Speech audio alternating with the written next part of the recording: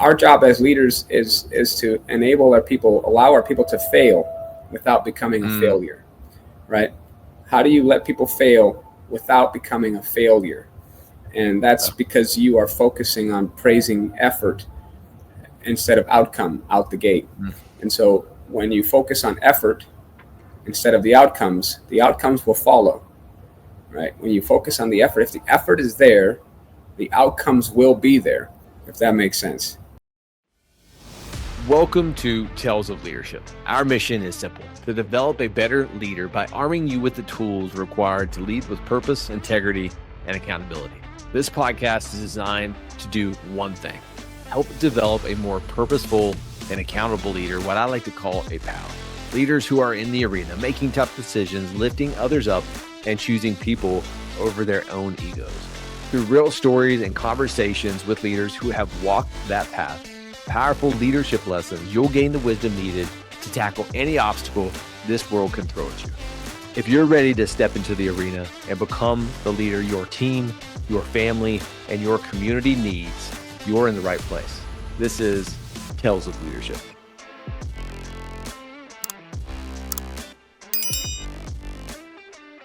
All right, team, welcome back to the Tales of Leadership podcast. I am your host, Josh McMillian, and I am on a journey to become the best leader that I possibly can. And I plan to do that by bringing on what I like to call purposeful, accountable leaders, or pals, those who lead with intention, integrity, and make an inspired impact. I also plan to go through my self-studies, my leadership habits, through my journaling experiences, and sharing it with you through the lens of my leadership and why. It's always important to go through my why.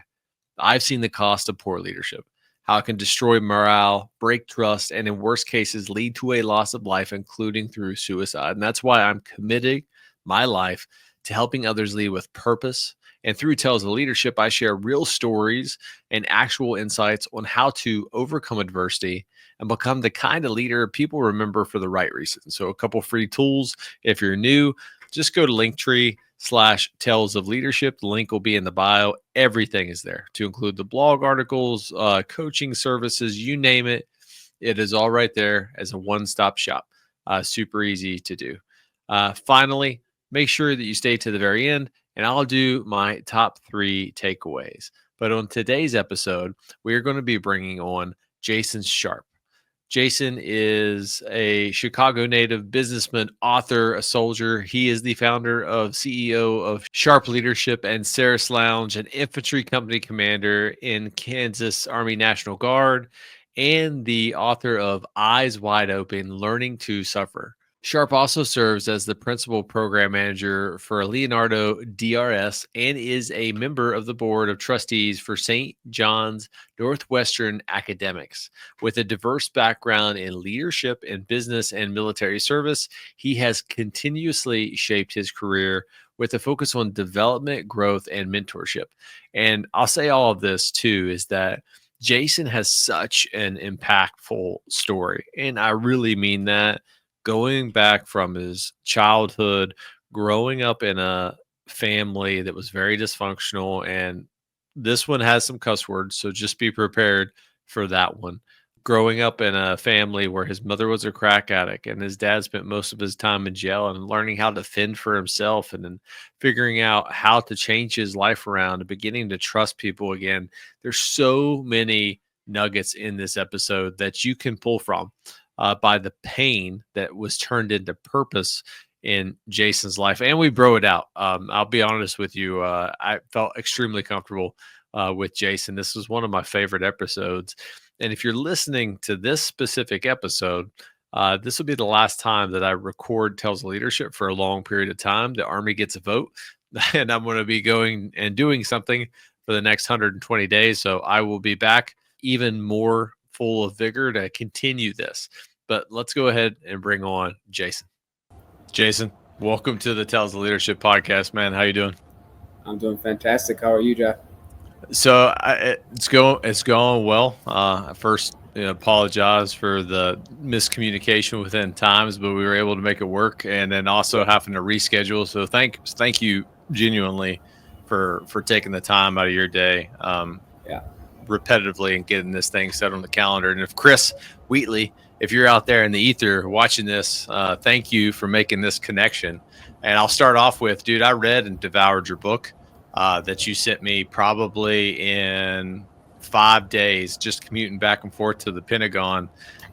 Hearing your story, it's going to be really hard, I think, to capture all the lessons learned from your background of everything that you've kind of went through in terms of like suffering, which I know is like a main theme for you.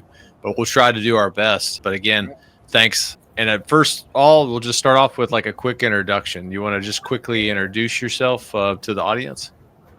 Certainly. My name is Jason Sharp, and I'm local here out of Kansas City, Missouri. I grew up in Chicago, Illinois, but I've been all over the country and the world, of course, like many of you that are listening. And, I spent my early career enlisted, became an officer, did that. And then I moved into the national security realm where I currently exist. I spent many years working on various nuclear weapons. Currently, I support the Columbia-class submarine program, which is the Ohio-class replacement program. And anybody in the Navy working on directed weapons, I support the energy magazine for that. So you know what I'm talking about. Yeah. And then, yeah. And so, that's really my realm right now. But I enjoy, to your point about the book, the book was my healing. And that's where that comes from. I definitely want to tie into that of like your wilderness journey, if you will. Like I think every person goes through a healing and quiet reflection. And in reading through your book, I could definitely connect that to how you use that as therapy, especially when you did the ice trail. We'll get to all of those, but I'll start off with the first question. And it's usually the first question I always throw out there is how do you define leadership in your own terms now? Well, I think for the most part, especially at our level, I think we all have developed some level of leadership philosophy, right? And, for me, I think it comes down to, depending on the level of leadership, or maybe every level of leadership, you're trying to get people to do things that they don't want to do because they want to do it. Yeah. And that's a very difficult thing to do, right? We all know the classic definition, purpose, direction, and motivation. But in large part, a lot of folks that are existing in the world today are doing things that they don't want to do. So, and they're trying to take a step somewhere, they're trying to get somewhere, they're trying to use it as a gateway to their next stage in life. So if you're leading those people or any kind of organization, how do you get people to do things in some common fashion to achieve that common purpose, especially if they don't want to do them? And that's the hard part. 100% agree. And I think you and I, being in a military background, like really cutting my teeth, like within leadership, some of the things, especially combat arms, being an infantryman, going through Ranger School. Ranger School is a perfect example. How do you lead someone who is mentally and physically exhausted beyond the point of where normal people never get to, but then motivate them enough to actually do a good enough job to where it resembles some form of battle drill in a way? Yeah. And that was super challenging. And I love that definition, man. Yeah, I think the key there, Josh, is especially when you're talking about folks that are exhausted mentally, physically, right? Our job as leaders is to allow our people to fail without becoming a failure, right? How do you let people fail without becoming a failure? And that's because you are focusing on praising effort instead of outcome out the gate. And so when you focus on effort instead of the outcomes will follow, right? When you focus on the effort, if the effort is there, the outcomes will be there. If you are focused on that, if that makes sense. No, I think that's perfect, man. Is that it kind of goes back to like James Clear, inside out thinking, of where most people are always focused on the outcomes. And nowadays, especially in like leadership, and I see it because I've seen multiple levels of leadership within the civilian and the military world, is everyone's focused on outcomes. But really what it is that the internal processes that get you there. And if you focus on those things if you focus on who you want to become or how you want to lead from a cultural standpoint or a climate standpoint and the systems to get you there, the outcomes will happen naturally. But if you're tunnel focused on the outcomes, you forget the squishy part of leadership, which is the people. It's the how you say it. The I think the executive skills that are required in that, or the soft skills. Function. Executive function skills. Exactly. That's exactly right. Yeah. Yeah. Dude, I read your whole book. I feel like I know you. I feel like we're best friends. Well, I appreciate that. So kind of continuing. Yeah, man, I think it was great. Let's start off at the beginning because that's how the book starts off. Walk me through just a young adolescent Jason. Like, what was your upbringing like? It was, at the time, I wouldn't know any different, right? I look back now, but it was exceptionally challenging. I mean, we suffered. That was our life in Chicago. We grew up on the streets. My father spent most of my young life in prison, and my mother, was a crackhead living on the streets, and that's where we lived. We ate out of dumpsters. We lived in shelters, foster homes, you name it. It was exceptionally challenging, especially after my younger brother Jesse was born. And it was just my sister and I taking care of him. The first time I ever stole from anyone was to feed my brother. Yeah. And that's I'm not trying to be a bad person. I'm trying to feed my family, right? And that's a struggle that I think a lot of people have, and they don't understand that in some cases. But that's how it was. It was a fight every single day. I think one of the stories that stuck out to me, I'll be honest, man, like on the verge of crying, is when you learn to stop trusting people. And the story is when you just got this brand new bike, awesome bike. You went to sleep the next morning and it wasn't there. Yeah. And then you found out that your mom went out and most likely sold it to buy drugs. She did. And she did. Yeah. And we'll get into my mom.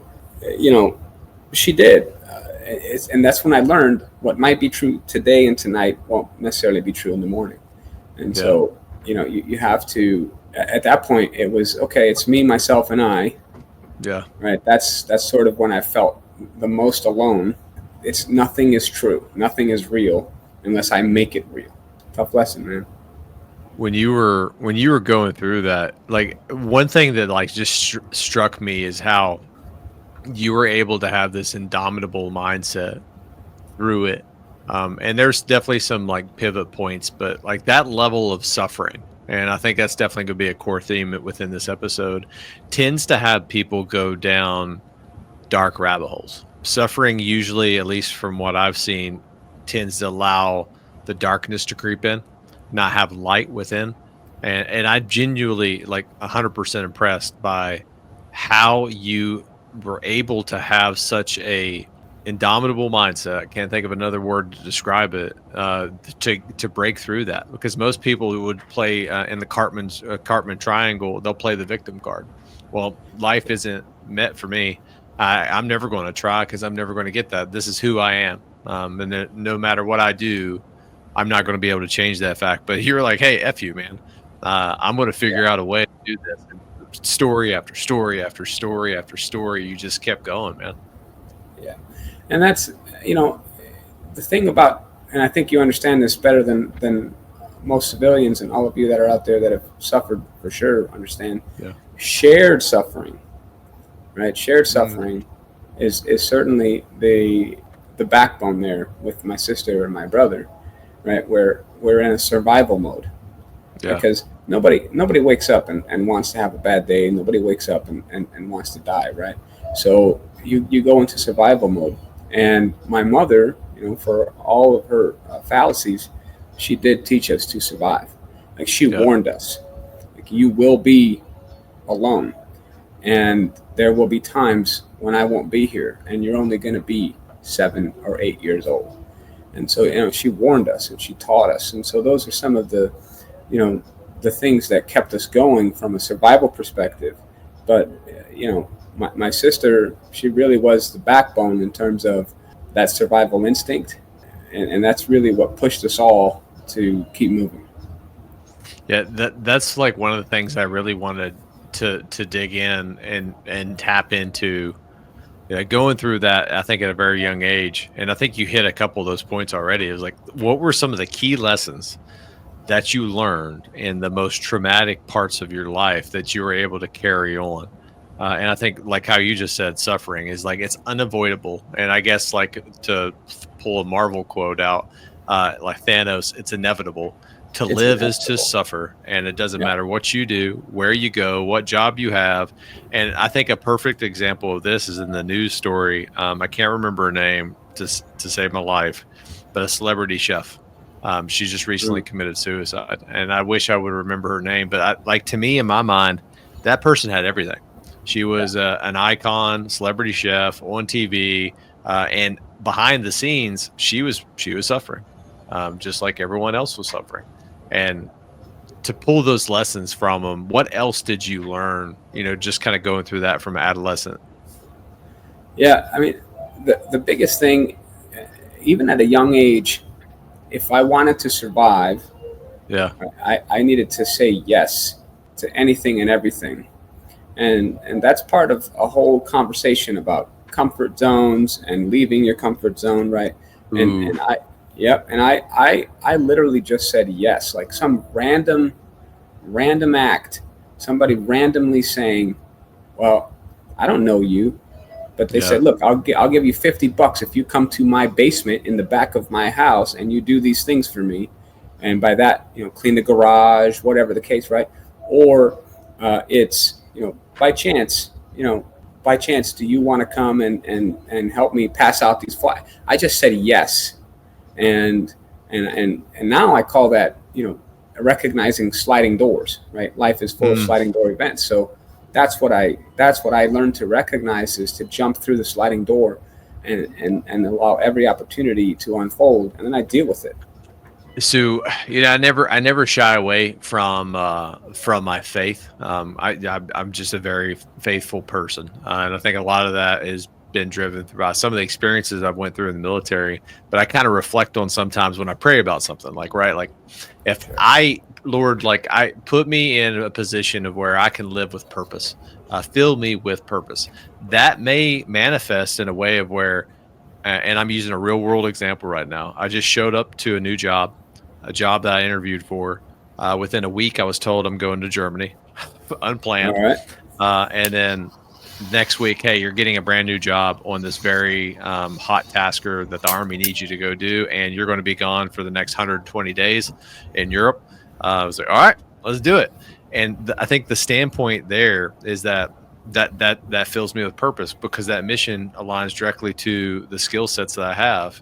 But someone looking outside in, like, man, I'm sorry, that sucks.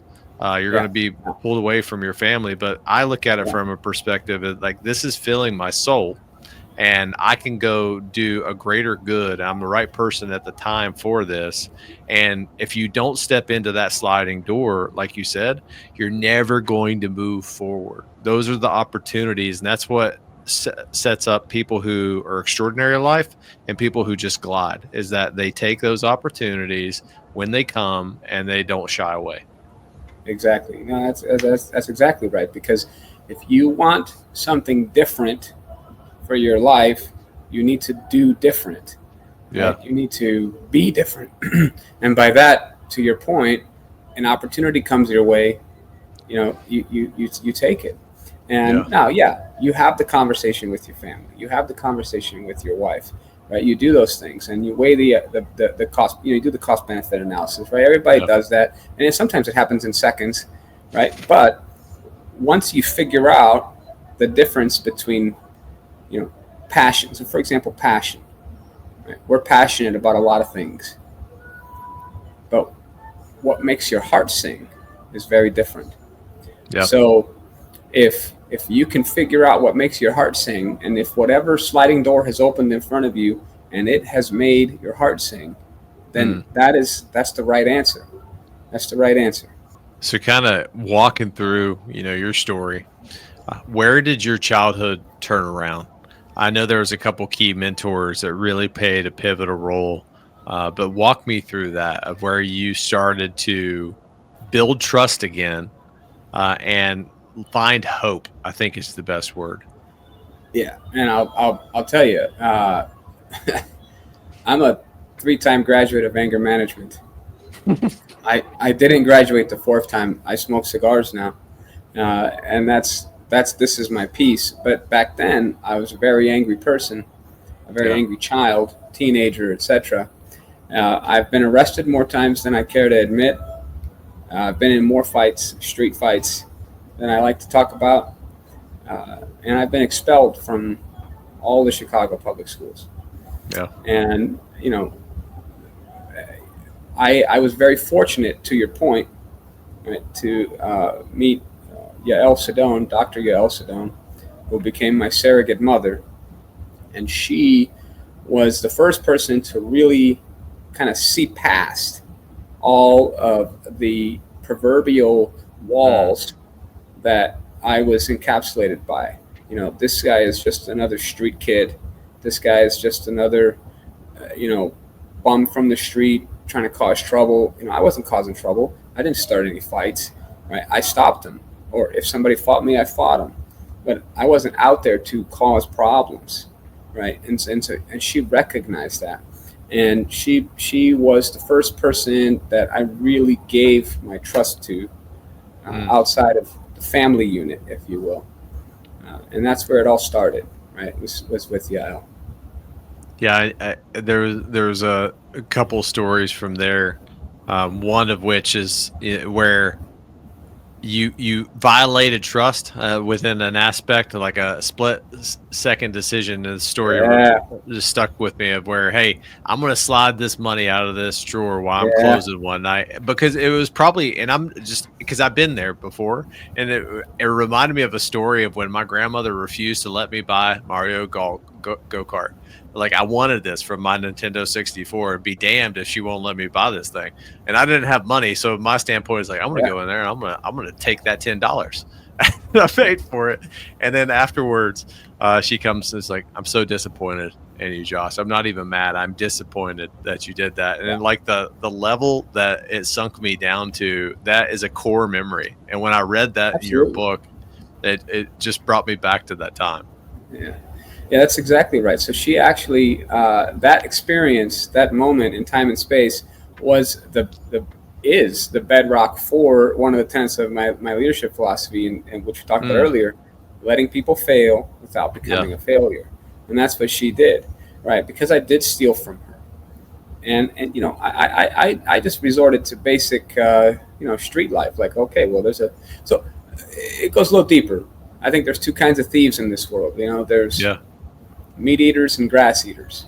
The meat eater intentionally breaks the lock to get into whatever it is to steal something. The grass eater is like, oh, look, there's $20 sitting right there. I'm going to just grab that. And that's what I did. And Yael, to your point, wasn't angry. She was disappointed, and that broke my heart. And she reinforced the fact that all you had to do was say, Yael, can I please have an extra $20? That's all I had to say. And I didn't know that, right? That's not something that I knew. I was 13 years old, and so she reinforced that in my head, and that was the trigger for enabling that trust. But also, right? Okay, I really messed up. Yeah. But it's not over. It's not the end of the world, right? We can fix this, and you can fix anything if you make that mistake. But you need people like that are willing to see through, through the surface layer and look past and enable you to be successful, as opposed to, okay, you're now a failure forever. I'll share a vulnerable story with you because it definitely resonated. When I took over my platoon in Afghanistan, they deployed with 44 people. The time I took them over, they were down to 27. And I met my platoon sergeant and all my leadership in my platoon at Sergeant Rodriguez's memorial. Just passed away in a complex ambush. And I remember going into that job, and I had a very selfish mentality at the time, of like I wanted to go do stuff, and I wanted to go get into as many gunfights as I possibly could because I wanted to go to Ranger Regiment. Like I was thinking very selfishly at that time. And I remember vividly that was a turning point for me of where I really needed to focus on the processes and the systems, but most importantly, like be selfless in a way. And learning from my NCOs, it was such a brutal experience of like being a platoon leader in garrison versus combat and like failing. I remember sometimes that this is a crazy story. I took a bath in the Arghandab River with my Afghan platoon counterparts probably an hour before we got into a complex ambush by like over 70 people. And I remember my platoon started telling me, he's like, you go out there, you're going to die. It's like, but this is how we build trust. And I remember just stumbling, like just continually stumbling. But my platoon sergeant that I had on this show, Derek Kearns, one of the best humans I've ever met in my life, did not give up on me. He continued to work with me. And I 100% say that the reason I am today, won the General Douglas MacArthur Award, all these things, just titles that I've done, is because he instilled the core tenets of leadership, selfless service, in who I am today. And that's what it takes, right? But you also have to recognize when somebody's trying to be that person for you, and you have to nurture that relationship. You have to nurture that mentorship and recognize it for real. Be intentional about it. Yeah. And a lot of folks aren't, because we're moving so fast, and we don't realize when somebody is actually truly trying to be in your corner and help you, be that successful person in life. That's an interesting standpoint, is that I feel like too many nowadays we are moving so fast that we don't slow down and actually help people when they need help.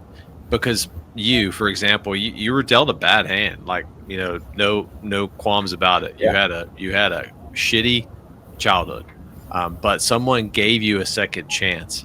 Nowadays I feel most people overlook that person, and we need to get back into that, because at the end of the day, leadership's not a popularity contest. It's not about making more money. It's about taking care of people.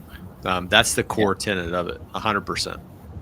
Yeah, and it's interesting that you say that, because I think there's some reasons for that. I look back at the Chicago police, and I look, in those days, and I look back at the police that we have today. And I love all of my cops. I mean, my whole family is cops, man. My sister's a Chicago cop. My brother's KCPD here in Kansas City. Like, we love our cops. But I'm not talking about the cops themselves. I'm talking about the culture that has shifted. I get caught stealing a loaf of bread, and the cop snatches you up and says, take your ass home. Put that, go home. Now the cop, that officer, the body cam's rolling. They have to take that child to jail. Like, you can't just say, you know what, young man, you know what, young lady, I'm going to take you to your mom. Yeah. You can't say that anymore, right? So there's a whole shift, a paradigm, and I'm not. And the officers is just an example, That makes sense, Josh? It does, and I've never told the story before, but I will. So I think I was 13 or 14. I was in Walmart, and this is like one of the most traumatizing experiences of my life. And I just started growing facial hair, right? I was too prideful to ask my mom to buy me a razor. So I go in there and I steal it. And then I go to the bathroom and I'm like, hey, I'm gonna shave my face. Dude walks in, like, cuffs me, takes me into this little secret squirrel place in Walmart where all the cameras and stuff are. He's like, hey, we caught you shoplifting. Cop comes in, Summersville PD, and he's like, bro, what are you doing? And he didn't use those words. He's like, you could have ended your life with this, right? Like you could go to juvenile jail trying to like scare me and all that stuff. But at the end of the day, he handed me over to my mom. But like today, like to your point, if that were to happen today, what would happen to someone? Because like another point too is like emotional intelligence. When you're younger, you have a really hard time of processing self emotions, because the emotions come in. Typically, we respond immediately before we can actually manage them.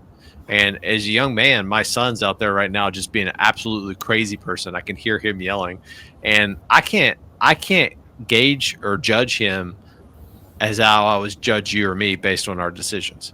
But I mean, that's an excellent point, dude. Like the rise of body cams and stuff like that, I've never thought about it. That's probably why we are way harder. Yeah, it prevents the what's the word? Help me out here, Josh. You don't have the discretion. Police discretion. You don't have the discretion, exactly. Yeah, you don't have the discretion anymore, and that goes for everybody. That goes for school teachers. That goes for mentors, coaches. You don't have discretion anymore. It's a huge paradigm shift in the way our young people are existing and experience the world today. It's very simple. If there's a problem, you must do this. You must write it up, report, this is this. Or it costs that coach, that officer, that teacher their life. And so there's no discretion, and that's I think it's something that we need to get a hold of very soon, or we're going to see some very interesting times to come. And I think too, so I was a criminal justice major before. Side note, the only reason I'm a criminal justice major, full transparency, is to get a good GPA so I could be an infantry officer. That's the only reason. That's all good. I got you, man. That's the only reason. And then the Army did a 180 on me, like, hey, now you're going to go get a master's in systems engineering. I'm like, that doesn't correlate. That does not compute. But I remember like going through a lot of those classes, and specifically, right, like incarceration. And I was listening to a Joe Rogan episode recently, and he had like a lifelong criminal, and that just recently got out. And he made like an interesting perspective, is that he was locked up in solitary confinement. So like even when you go to prison, right, locked up in solitary confinement for almost 2 years at a time for doing really small stuff. He was able at the time to use that as reflection and starting to write and do different books and different things like that. And he healed himself. But nowadays, I feel like people with the instant gratification and social media and all this stuff that we have, isolation and going to like prison is probably the worst thing that you could do. The worst thing. Yeah, no, it's the worst thing. And it's the way, gosh, what's her name? I'll have to remember, and I'll cite it for you, and I'll give it to your listeners. There's a, so basically her philosophy is very simple. Never in the history of the world have we been this involved in our children's lives. Yeah. And never in the history of the world have we had this much mental illness among our children. Yeah. So there's a correlation there. And the interesting thing that we're seeing is our children are not able to solve their own problems. They're not able to act on their own. And so those children are growing up to be grown folk that are unable to do that, I think that's one of the concerns too that I have, and that's a skill set of mine too, is like artificial intelligence and machine learning. It is a great tool to have, but it is a tool.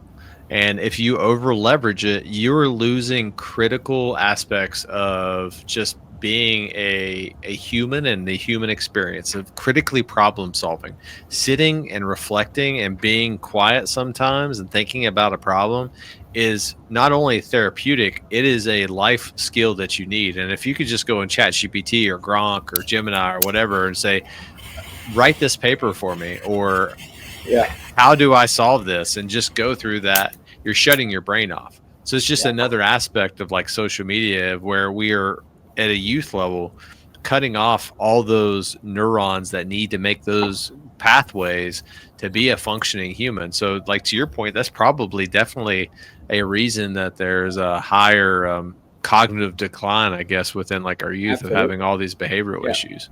Yeah. Think about Legos. Okay? Ooh, yeah. Simple, right? Yeah. Back in the day, you drop a bucket of Legos, like you did something with it, right? Nowadays, it comes with a very specific set of instructions, and that's okay, because we have a lot of architects and engineers, and they follow plans and they develop plans and they're brilliant, but you end up relying on this set of instructions, and then there's a select few that are developing the instructions. Yep. Right, because you can't just drop a bucket of Legos and still build a house. Most people need the set of instructions, and that's I think a pretty good example of what you're talking about.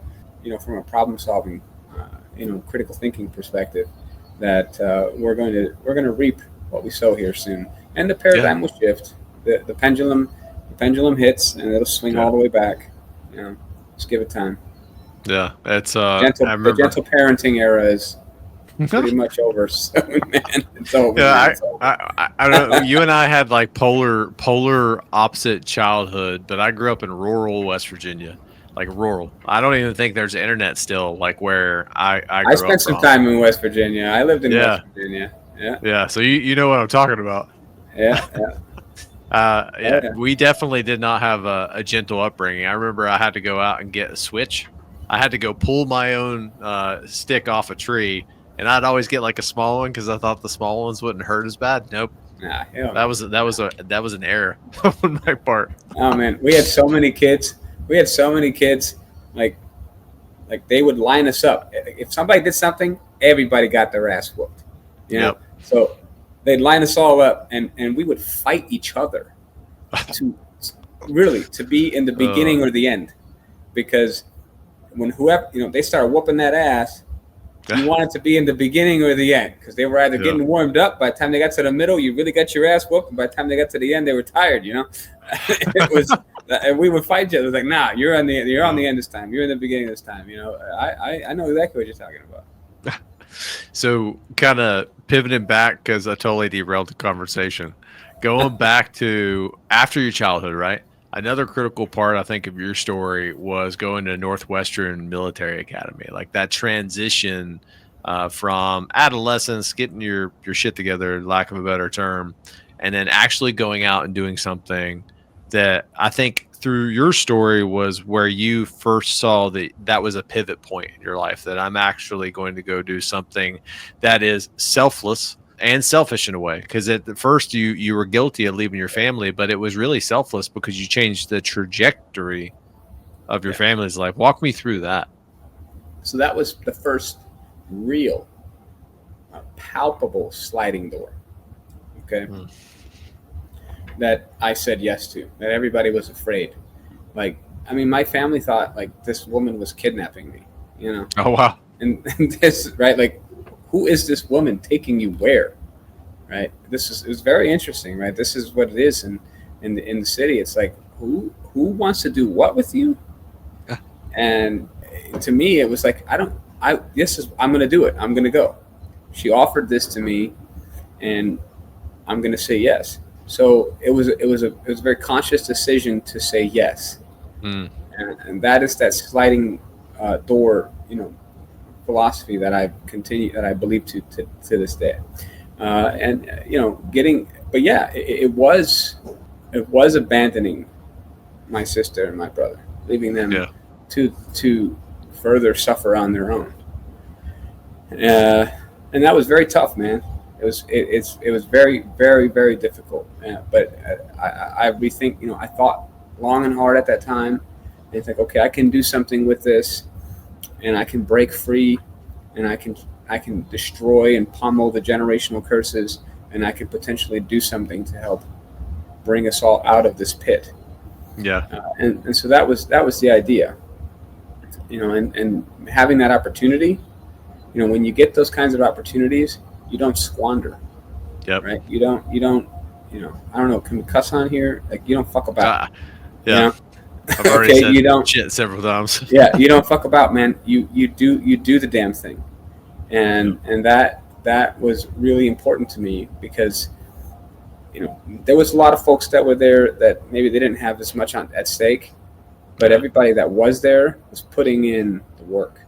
Yeah. And that's what I thrived on. And of course, it was at that point that I met Brian Galarza.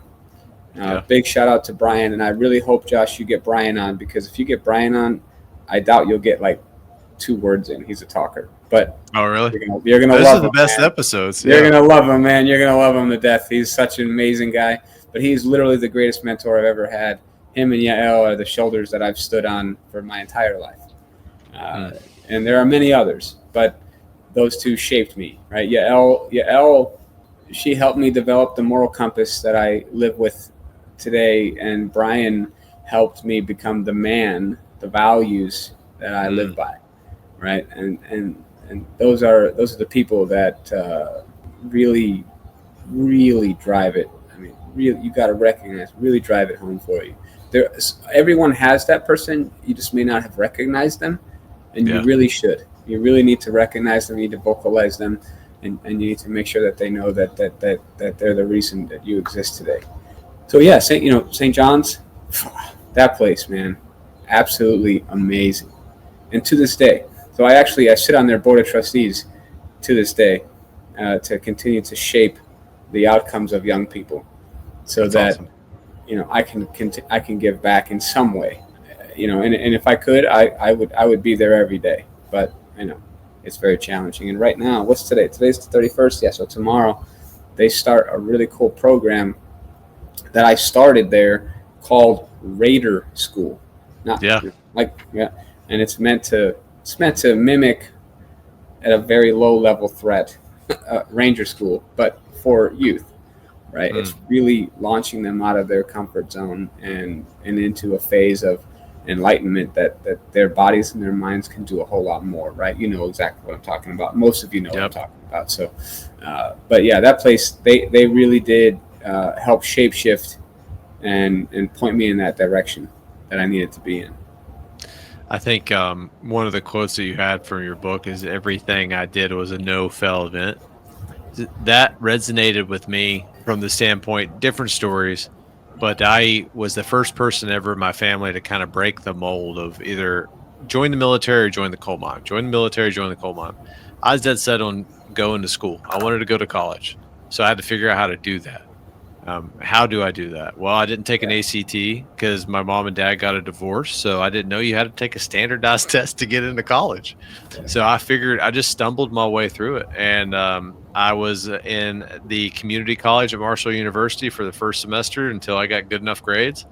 And then I found out how expensive school was. Like, well, shit, can't afford that. My dad can't afford that. How are we going to do this? I become a resident advisor and join the National Guard and live on a floor and be a resident advisor for like a special needs floor, which was a humbling learning experience in itself. And then I joined ROTC, and then eventually first person in my family to get a college degree and then get a master's degree. But I remember going through school, everyone was partying, they were having a good time. And mentally, I was focused. I was switched on. I'm going to get A's. I'm going to pass. I'm going to graduate as quickly as I can because my dad's helping me pay for this. And I can't fail him. Like, every day was a no-fail event. And honestly, that's one of the core tenets of like who I am today. When I was going to Ranger School, no-fail event. I got to pass this patrol. Why? Because I can't be a successful, in my eyes at the time, platoon leader unless I have this. I need to show up with my tab, or I'm nothing. That's the mindset. Same mindset I had. I was class 5-12. I'm sure when you went through, Josh, but same mindset. Like, I didn't want to get to. I didn't feel like I could stand in front of my soldiers, if I didn't achieve that. Yeah. It's like, no. I'm trying to look on the wall and see what my class was. God. You don't know your class, Josh? I've got to call you out, bro. Yeah, it's on the wall. It's October 2011 is when I graduated. So it's you and I. Okay, let's jump to that one, and I'll come back to your school. You and I share the same. You got to be 10-11 or something then. I think 10, 11. There. But I was a summer ranger. I didn't. I enjoyed my. No, man. You're a winter ranger. We were still in green, so we could sew it on with white stitching. Yeah. Oh So yeah. you and I share a very similar story through Ranger School. Go through the first phase at Darby, knock that out. Go through mountains, knock that out. Doing really well. Get to Florida, and it just kicks me in the butt, and then I end up recycling. And I remember, and you painted this really well in your book. For no one who's went to Ranger School, it's not a school like selection for tier 1 level organizations or long walk. It is a grueling 60, most likely 90 days school that will test you to your physical limits of not only you, but how to lead other people in that. Nothing that you do is overly hard or complicated. What makes it hard and complicated is that you are on a caloric intake deficit and you're getting zero sleep. And you may be able to do that functionally for a week or two. Well, now do it for 60 days straight. Yeah. That is a challenge, 100%. But I got to Florida, recycled. I was like, well, crap, I am a failure again at life. And there was a tropical storm coming through. So you remember in those bays where they had those stairs going up, everyone's care packages were on those stairs, like literally all the way to the third floor. Dude, I gained like 20 pounds over a course of 20 days before the next class came in because of this mess. Yeah. Yeah, man. I think probably recycling Florida was the most beneficial thing that could have happened to me. Yeah. For probably 2 or 3 reasons. The first is that my Ranger buddy, Todd Patterson, if you're out there, brother, that's another guy. Todd Patterson, you got to get this guy on, man. He's a good guy. This guy broke his Achilles. Oh, wow. And I remember him suffering through Darby phase to literally not get booted out, you know? And he couldn't walk, but he could run. Interesting. So he couldn't run fast, you know, but he can move like an airborne shuffle. And that's all he did the whole time. And it was so yes, I swear to God, I was like, bro, I need you to slow down. I'm tired, you know.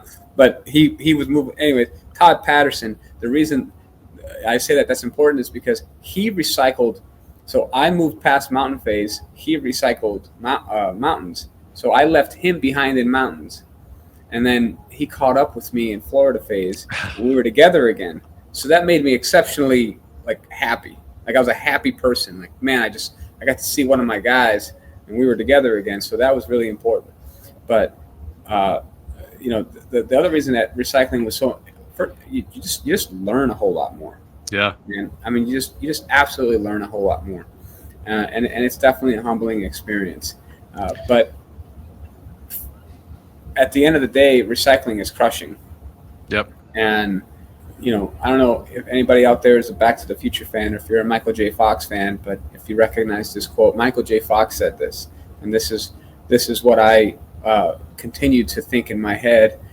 It's about being grateful, right? Because he says, with gratitude, optimism is sustainable. How do you stay optimistic? And it's because I was grateful in general just to be there and have that opportunity. And that enabled me to continue to move forward. And then when I saw Todd and Bryant, my guy Bryant, he and I we're right next to each other in our graduation photo or picture. When I saw those two, I was beyond invincible. Yeah. That's what it is. And this just goes all the way back to shared suffering. Yeah. And it's so important. So recycling Florida, hands down, one of the best experiences of my life. It was the same, good and bad. Bad because I made a horrible decision, not horrible decision from the standpoint that I married the love of my life. Horrible decision that I went to Eyebolic and I had 2 days in between before Ranger School, went back home to West Virginia, got married, and then went to Ranger School. Damn. And then my wife was working in Huntington, West Virginia at the time as a nurse. And she was tracking when I was going to graduate. She was going to come move out with me in Phoenix City. And I call her, standing there in the line, babe, She's like, and she's all excited. She's like, "Hey, when you coming home?" I was like, "Ugh." Not coming home, honey. Did you quit your job already to come? Yes. I was like, okay, well, good and bad news. Good news is I love you. You're married to me, so that's good. Bad, I failed. I want to be here for another 30 days. Yeah, it sucks, man. Yeah, that sucks. It definitely sucks. Yeah, it's crushing, man. Like from a manly experience, memory experience, like crying. Yeah, that was a moment in time and space when I sat there on that wet, sopping ass log, drenched. We're just, and I'm sitting there thinking. They called me for my patrol, and I'm like, "Fuck, I got to get this right." I got to get this right. You also had actions on, right? Santa Rosa Island. Oh yeah, man. We had a good time, bro. That's the hardest one to have, and you got to go time, on that. Man. So congratulations. We had a good time. Well, it wasn't me that got to go, right? It was the collective, and that's what was good about it, man. I remember the moon. I remember it was such perfect lighting. It was just beautiful, man. Like it was such an epic experience. Absolutely. So, and I wouldn't have had that had I not recycled. I went to when I was stationed at Fort Polk, Louisiana. I went to Destin, Florida, with my family for a vacation. Dude, I was so lost mentally of where I was in Florida when I was going through Ranger School. I had no idea that Eglin Air Force Base was right there, and Santa Rosa Island is right there. Yeah. We're driving in, and I'm like, "This looks very familiar," and I start getting like flashbacks. It's like. And I look it up. It's like, that's Ranger School. I don't want to go here on vacation anymore. Let's find another location. Yeah. Oh, man. All right. So back to your story, right? Like going through the academy, you rise to the Corps of Cadets, which is like no small feat in itself. But there was a specific story in the book that I think there's a valuable lesson in of where you caught someone, I think it was selling tobacco on your floor. Walk me through that story and walk me through the lesson that you learned. So it's interesting because as I smoke a cigar right now, right? Yep. So I was a junior and I was Foxtrot Company, which is, culturally in that space, that was like the cat's meow. Yeah. And Brian Galarza was our TAC. It was amazing. We had such a great year, great experience. And my entire intention was, okay, I'm gonna hopefully I'll become the commander of this Foxtrot company. That's my goal. Well, what's his name? His name was like Levian or something, I believe. It's right in the book. I'm pretty sure. I'm sorry, Levian, if you're out there, bro, and you're listening, man. I hope you're okay. But he was probably one of the most arrogant SOBs I ever met. And, back then, this is another paradigm shift, and I won't go off topic too much, but we had, 11 and 12-year-olds up to 18-year-olds all in the same group. Okay. Oh, wow. So nowadays, everybody's separated. Nowadays, you got 7th graders are all in the same company, 8th graders are all in the same company, right?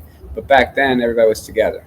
And so, and it helped those young people, in my opinion. It helped the youngins grow up faster, right? Yeah. Now everybody's just afraid that they're going to get hurt, so they separate them.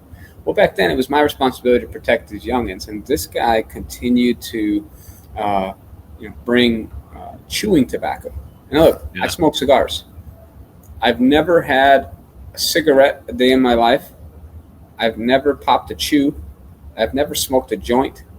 But I'll smoke a good cigar. And, but this guy, he kept selling these kids this tobacco on my floor. And I had to remind him repeatedly, get the fuck off my floor. This is not your space. He's about to graduate. He's 18 years old. These kids are 11 and 12. Like, they don't need to be doing that. Okay, you're going to sell it to another senior? Cool. Do what you do. But these other kids, they're not your business. They're my business. And he spit in my face. So, I ended up smashing his face in. I threw him against the wall really bad. And by that, I mean I smashed his face into the wall. And we got into it, and we got into it really bad. And at the time, Rear Admiral Ronald J. Kurth was the president of the academy. he actually was the Russian attaché to the Pentagon during the Cold War. Look him up, Ronald J. Kurth. He recently passed. A really great individual, but he pulls me into his office, and he says, I just hospitalized this kid, and I'm thinking, shit, I'm about to be expelled. I'm back to my Chicago days, because I had lost my shit, man. I lost my shit. And he looks at me and he says, well, what happened? I said, well, he spit on me. And the admiral says, so he deserved it? I said, yes, sir. He goes, all right, carry on. That was it. And I was like, that's it? So then a week later, that's when I got, they selected me to be the first captain of the Corps, which was a really amazing opportunity and experience for where I was, right?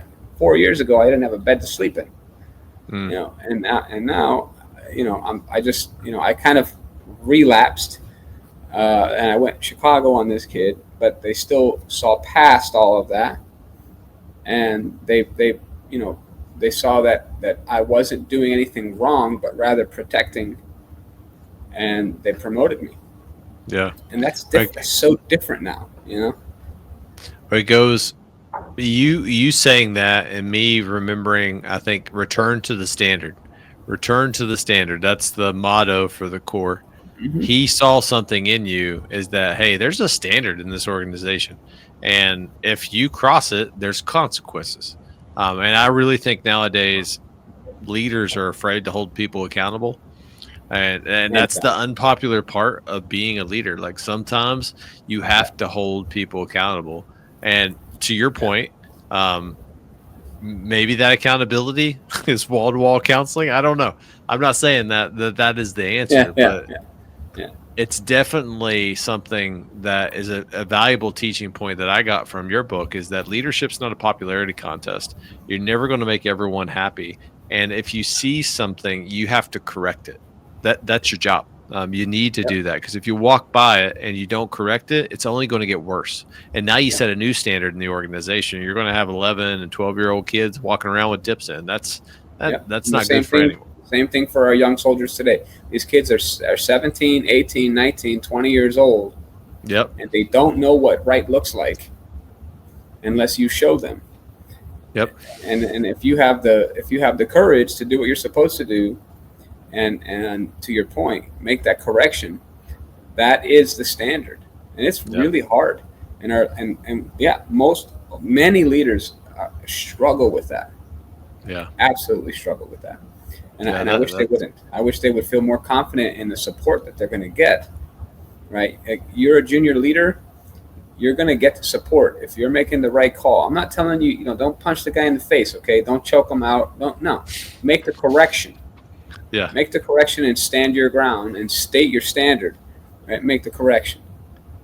Today's show sponsor comes from 10th Mountain Whiskey and Spirit Company. They are a philanthropic, award-winning craft distillery located in the heart of the Rocky Mountains in Colorado. For being a listener of Tales of Leadership, you get 10% off on any order using the promo code Pando Commando when you place an order at 10thwhiskey.com. Both of those are in the show notes, so you'll be able to find them. 10th Mountain Whiskeys and Spirit Company honors heroes and they craft legacy. I've commanded 2 organizations in the 10th Mountain, and both of which are very deeply impactful to me. This is a company that I stand behind. And if you're looking for a great bottle of bourbon, look no further at 10th Mountain Whiskey and Spirit Company. Back to the show. I'll never forget Colonel Ziesman. He was our brigade commander for 2-2 Infantry out of Fort Lewis. We just got back from a pretty hard deployment, and everyone's all ramped up, right? Like all ramped up from this deployment that we just got back from. So they're going into town, Seattle, and like all these areas, and they're getting a little too antsy in their pantsy, and they're getting in all these fights. And I remember he pulls out the brigade on this parade field, and this was the whole message. By the way, WWE at the time was coming to wrestle, so there's John Cena in the background and like all these people. He was doing this, so I can't confirm or deny that I actually saw him or not. But he stands up there. He's like, guys, you guys just went to war and just crushed the enemy, and you're going into Seattle and you're getting beat up by a bunch of hippies with man buns. If you're getting in a fight, you win that fight. Now, I'm not saying you need to go to Seattle and just fight everyone, but if you're going to get into that fight, you will win. And I promise you, your consequences will not be as severe. It's like, wow. That's great. That's fucking great. Yeah. No, that's great. Absolutely. Yeah. I mean, I mostly kind of agree with that. That's great. Yeah. That's exactly right. So before we transition from this part of your time, I got to ask you, tell me, do you got any good stories on Chris Wheatley, since he's a mutual connection that we both have? Chris Wheatley, that son of a gun, man. He's the most hard charger I ever met. The thing about Chris is, so we spent a lot of years together. Yeah. And if you could look up, if there was a picture and a definition in the the dictionary for immovable force, it'd be Chris Wheatley. Like, he will not shake. He's got the best poker face in the fucking world, man. That guy. Yeah. I mean, I swear to God, you never know what he's thinking. I don't know if you've ever been led by Chris Wheatley. I guarantee you know what I'm talking about, because you never know what he's thinking, and he is literally that guy. And that was always interesting to me, because he was my commander, and back then, right, like as students, and he just never knew what he was thinking, and so I was always trying to figure out, what am I supposed to do? But Chris and I think he gave the nickname he gave me. Well, I had a couple of nicknames, but he called me the Enforcer, because I love it. All he had to do was kind of look, and then I would go enforce. But he was that guy. He was a solid from the moment I met him, the most stand-up, solid individual that you just wanted to follow and respect. Yeah. And again, that poker face.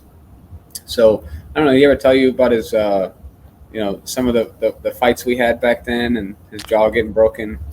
No, he didn't tell me about any of that. Yeah, man. We got into some riffraffs, and I'm not calling you out, Chris, man, but I had your back, bro. I had your back, and unfortunately, he had his jaw wired shut, and I ended up locking myself in, and me, G, and everybody, like, handling the business, if you will. But Chris stood his ground. Didn't matter what was going on, what was at stake. He always stood his ground, and that's what made me really really enjoy being around Chris. Yeah.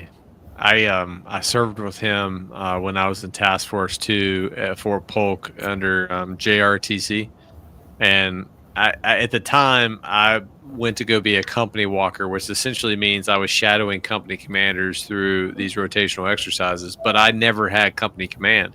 So I had like an imposter syndrome almost a way. Hey, I'm a captain, but I've never been a company commander. And I would never tell them that until after the rotation. Like, oh, surprise, I've never been a commander. But I want to tell you how you can improve. If you told me that shit, I'd be like, fuck. Yeah, exactly. You wouldn't listen. So at the end, after I did the AAR, I shook their hand like, hey, by the way, I've never been a commander yet. But thank you for all the lessons, because I'm going to implement them. But he so calm, cool, and collected, and was instrumental in kind of helping me push through that imposter syndrome that I was feeling at the time. So if you're listening, Chris, you're awesome. Now go do push-ups. Go do push-ups, man, or jump out of something. That's what you do, man. Kind of just out of respect to your time, because I feel like we can go all day. I kind of want to jump to when you're in flight school, because this is where I think right before that you got diagnosed with cancer. And walk me through the mindset shift of where you realized that you couldn't go in it alone. I struggled for a long time personally. So first of all, surviving out of Chicago, even coming through Yael and Brian and St. John's and the crew, I still felt like it was still on me and me alone. Yeah. And so that was a mindset that I kept for a long time. And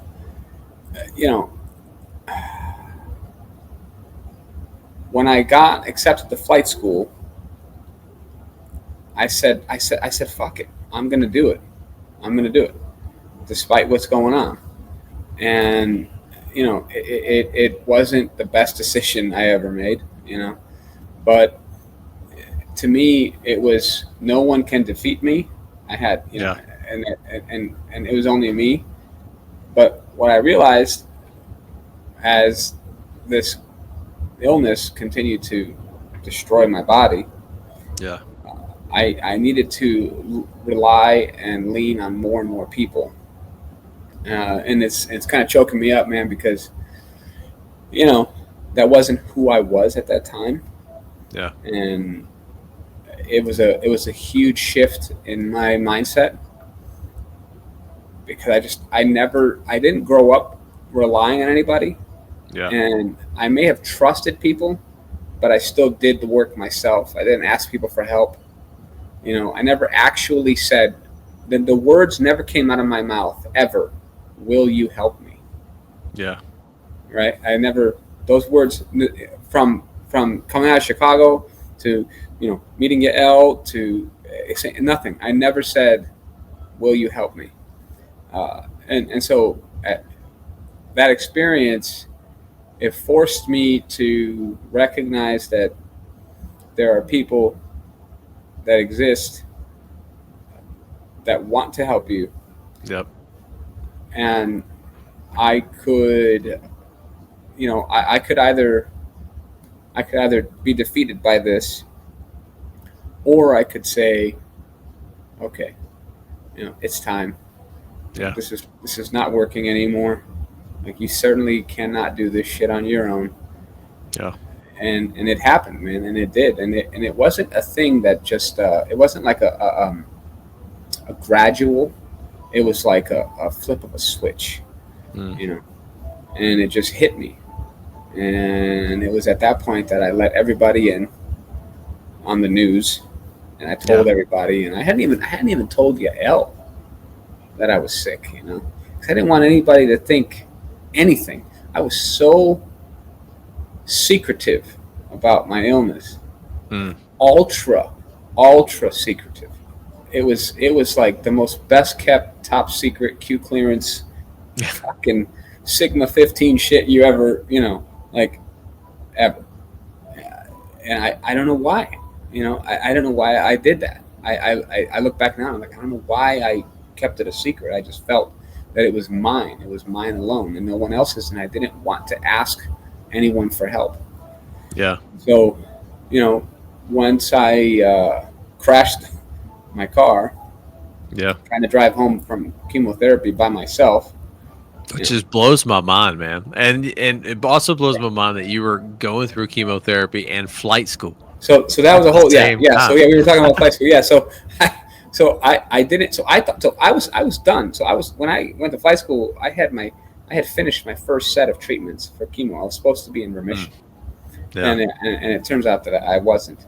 And it turns out that I had the tumor was still there, and it was still crushing my lung, and I was still operating at like 40%. But I was still kicking those aviators' asses, man. I was smoking them. But I was in much better shape, and I'll tell you what I did struggle. I struggled like a motherfucker through Dunkirk. Like, I could not swim, and I was like drowning. I don't know if you ever been through Dunkirk, where you're in the hull, then you have to get out of the seatbelts and stuff. Yeah, and then you got to pass the big swim test and all that shit, But man, I was not a good, my lungs were not there for that, So, but like, that was a struggle, man. It was a huge struggle. And that taught me the many lessons, but most of which was, people are there for you, and again, they're offering their support, and we're the ones saying no. So I learned don't say no to myself, rather let other people say no to me, and that was a big shift, big mindset shift, big lifestyle shift for me, because I was not that guy, man. I did not ask anyone for help. I was not that person, but I had to. I think that's like the powerful wisdom in this. As crazy as it is, and literally you almost dying, and going through flight school and crashing your car and having to go through the therapy again, and having an exercise bike in your room Yeah, after I going through need it. That was my therapy, man. That was my therapy. That's the only thing that kept me from wanting to hurt people. It Because blows my mind. Like, cause I put myself in that position, I would, and like you too, I grew up not relying on other people. Like, hey, if I'm gonna go to college, I'm gonna figure this out. If I'm gonna go do this thing, I got to figure this out. mm, And it slowly over time, and being married and having kids has helped me gravitate and ask for help. And I think that's one of the key lessons that I learned in leadership is that you're not expected to know all the right answers. And the only way that you're going to close the distance, especially with your team and relationship building, is to ask questions and be humble enough to open up to other people. Yours was in a very extreme example. And I think your childhood that you had, like, just raised in, like, you were the person. You were taking care of your family. Like, you can't be yeah, weak. You can't show weakness. And like, I felt the same way. Like, I can't get sick. Like, I'm the breadwinner for my family. I definitely think that there's some correlations there, but dude, that was such an intense story. And coming out of that on the back end, uh, I think going back to the core for a portion of that, but starting your walk, what, and I really think this is where the reflection in your book started to dig yeah, into. Walk me going through I can't remember, what's it called, the ice path or yeah. The Ice Age Trail. yeah, Yeah. So the thing about the Ice Age Trail is, it wasn't really a thing for me until I realized how lost I was. yeah, I was really lost. I was lost up here because I had this, once I had went to the academy and I went to OCS and I went to Ranger School and I had this epic plan for my life and everything was, going so well. And all of a sudden everything's ripped from you, mm, and they literally just pulled the rug right out, just pull the rug, and you have no choice, right? You don't get to say, wait, hold on, don't pull the rug quite yet. No, they just yeah, fucking ripped the rug. And I was lost. I was really lost, like unbelievably profoundly gone in terms of connecting with anyone, yeah, uh, being motivated about doing anything, about I was destroying any meaningful and purposeful relationships that I might have had, right? Because I was so upset, and so I had thought to myself, I need to. I was reading a book by Brace Barber. mm, It's called No Excuse Leadership. You ever read yeah. that book? No, I Great haven't. book. Great book, Josh. You should read that like tomorrow, man, or on your flight. It's a quick read. Quick read. And Brace Barber, No Excuse Leadership. Shout out to him because fabulous book. But I was reading that book and it just reinforced in my head, like, you need to. This is where I've developed my philosophy, like, do something different. So Mm, I needed to leave everybody and everything. I didn't want to be around anybody. I didn't want to be around nobody. I wanted nothing. yeah, So I thought, well, what made me feel good? And it kind of brought me back to my Ranger School days. I was like, fuck, you know what? I really enjoyed the mountains. I really enjoyed, yeah, you know, it sucked, but I enjoyed that rucksack. Like, I enjoyed being out there, just putting the work in. yeah, And I remember, anybody that's gone through any sort of, training, air, whatever, you get in your head, whether it's Ranger School, whether it's airborne, whether it's aerosol, whether it's selection, you get in your head, and you get a lot of time to think. yeah, And I felt like I needed that, and so I developed this plan to leave. And I did that, right? So I started this plan, and I said, okay, well, I'm gonna, and I made it the way I rationalized it was I spent a year prior to the walk. I had spent 6 weeks inside in my stem cell transplant and all my operations and all that crap. So I said, I'm a year away from that. I'm going to spend 6 weeks outside, right? And I needed to put the past behind me both figuratively and literally. Yeah. So I did that, and I planned this. It's a 1,000-mile hike across the state of Wisconsin, and I was very meticulous, in my planning, and I called all kinds of places all throughout Wisconsin, and I said, hey, can I, because I calculated my calories, how much intake would I need, and how much could I carry, weight to calorie ratio became very important. It's macadamia nuts and peanut butter. Man, bro, a single macadamia nut, it's like 250 calories. It's wild. Like if you get a legit macadamia nut from Hawaii, legit 250 calories, man. It's beautiful. That's crazy. So, yeah, exactly, right. And so I did all that, man, and I venture out, and I needed space. I probably spent a total of 200, 300 miles, like not seeing a single person. It's therapeutic. Just me. And that helped me get in my head. Like I don't have my phone on me. I'm not scrolling stories and shorts and all that shit. None of that was happening, man. I was reading books. I was writing. That's when I first started writing my book. I was, just all of that. And that's really when I figured out that I needed to leave and I needed to do something dramatic and different. And that's when I decided to put my name. So going back to the book, No Excuse Leadership by Brace Barber, he founded a company called Orion Talent. Seriously, it's in the back of if you find the original book, in the back of that book, it says Orion Talent, taking Rangers from the battlefield to the boardroom. Oh, wow. Swear to God. So I said, fuck it. I'm gonna drop my resume and I'm gonna put my resume on Orion Talent. And they fucking called me. That's crazy.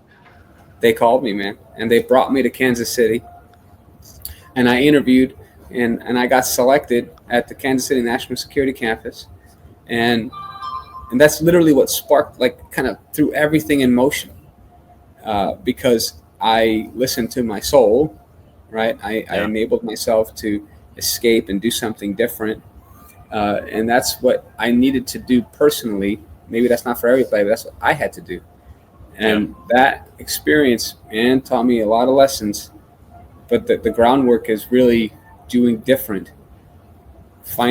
Grounding yourself, listening to your soul, and executing, right? You got to go and have a high risk posture and go and do it.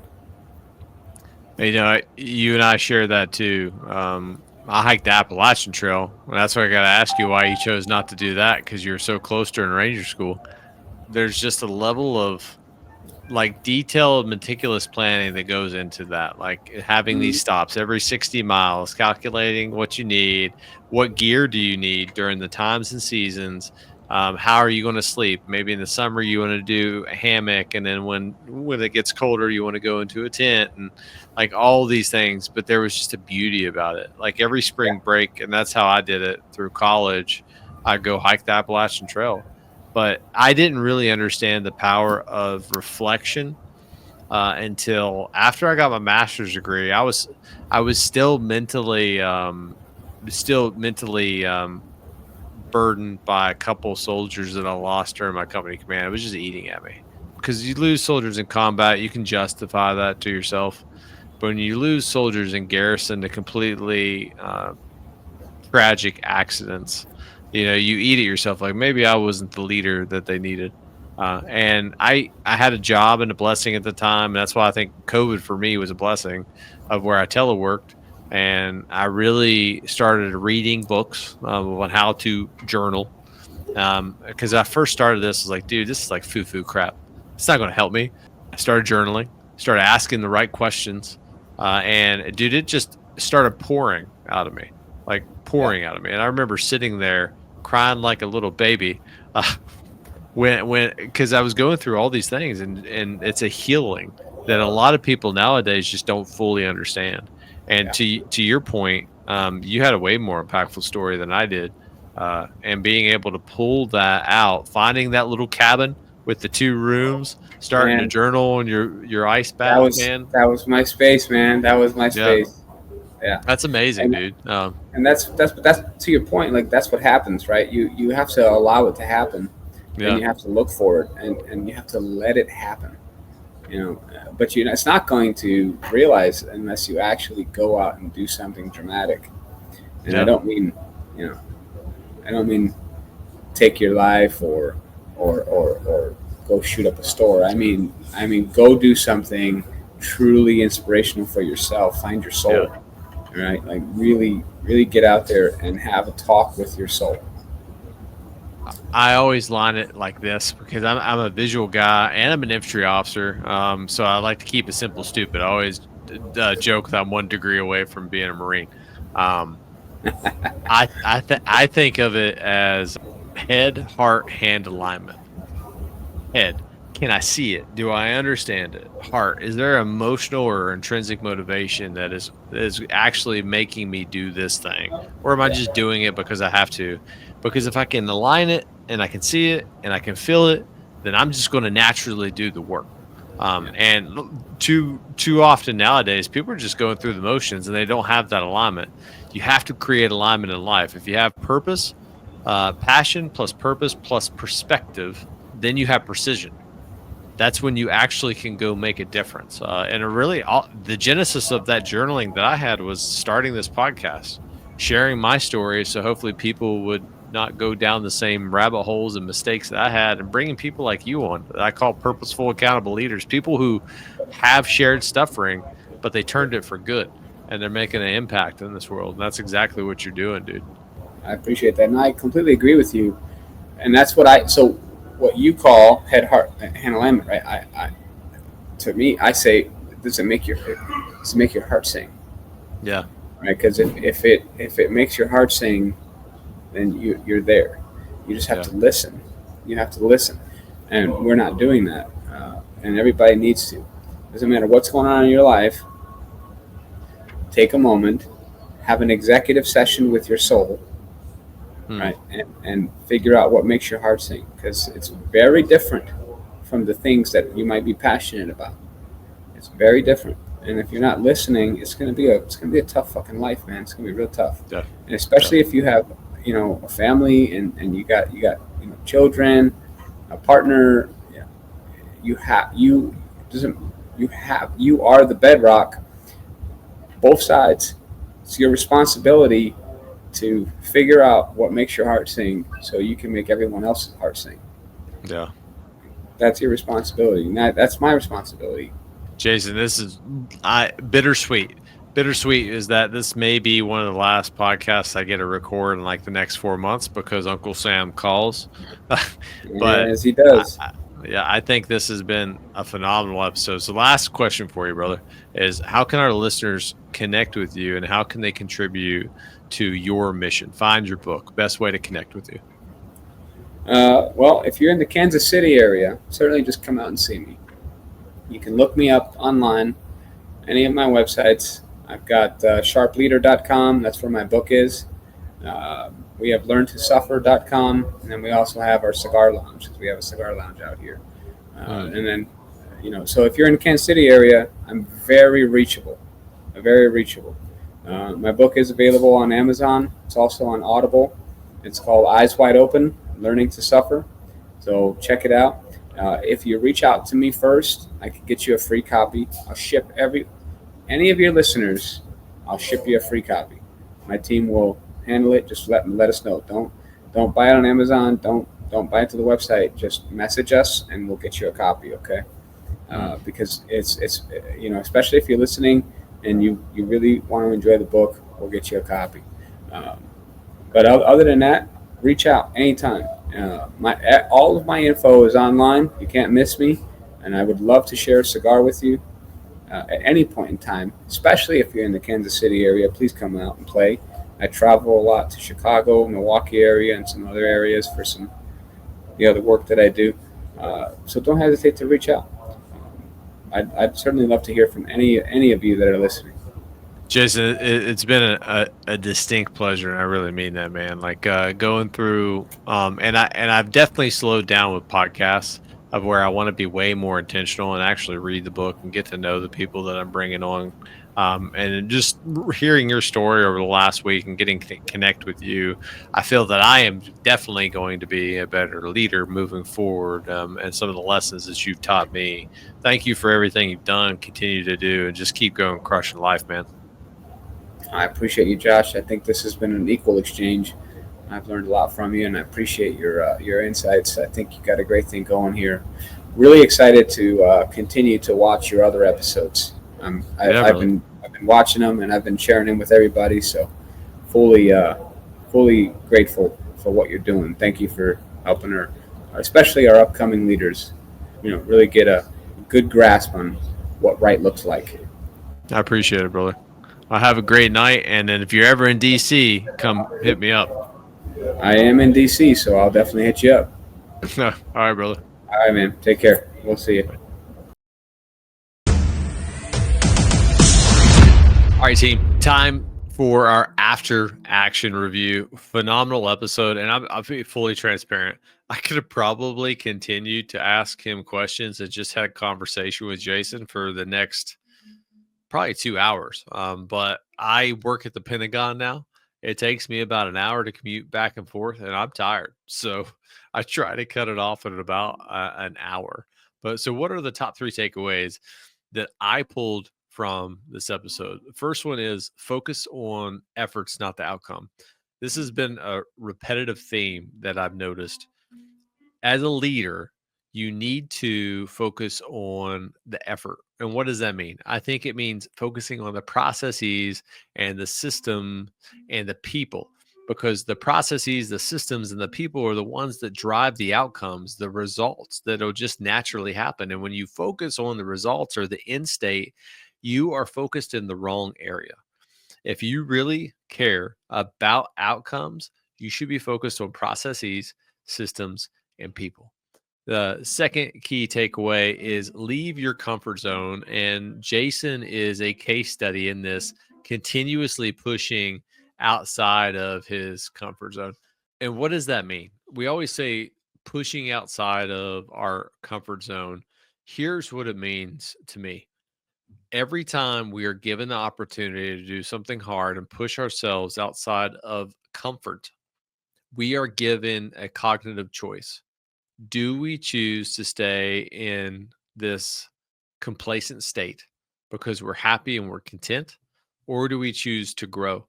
And as Jason talks about this, there's sliding doors or opportunities that are open to you in life. Leaving and embracing discomfort is the fastest way to grow rapidly. And think of this as an S curve. And I've mentioned this several times. But when we first start something, we immediately encounter resistance. That's an exponential climb. But once we start doing something, that discomfort that we had gains momentum and we begin to grow. And then eventually we'll plateau again as part of the S curve. And we have to make that cognitive choice. Do we continue to push ourselves outside of our comfort zone? And I'm going to just tell you a cold truth. Life is full of discomfort. It doesn't matter how much you try to avoid it by being complacent, it will find you. So figure out a way to embrace it and learn to take those opportunities, because that is how we grow. And then the last one that I had was find gratitude in suffering. So Jason and I share this. There's a lot of stories that I've reflected on in my life that are pain points for me.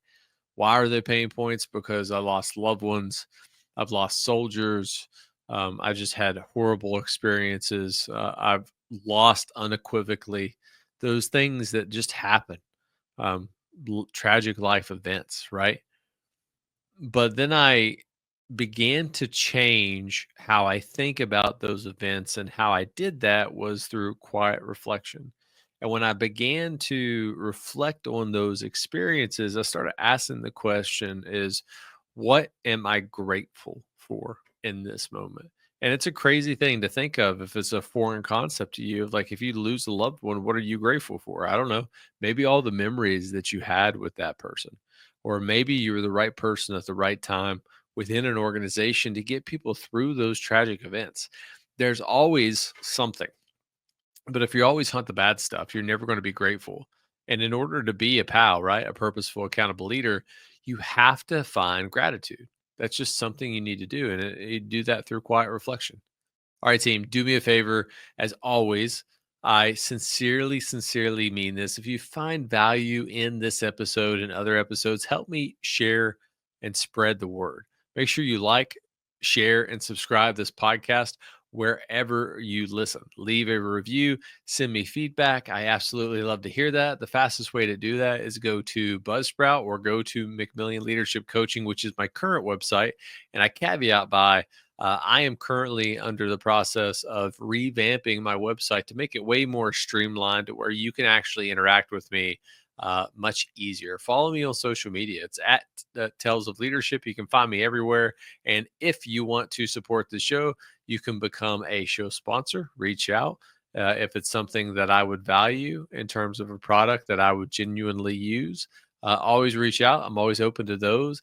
And you can also visit talesofleadership.buzzsprout.com and just support or donate to show. And I promise you, everything that I make, I am putting it back into this podcast 100% to continue to grow. Because trust me, running a podcast and being an active duty Army officer is a challenge in mindset.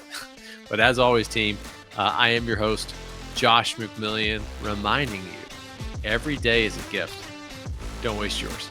I'll see you next time.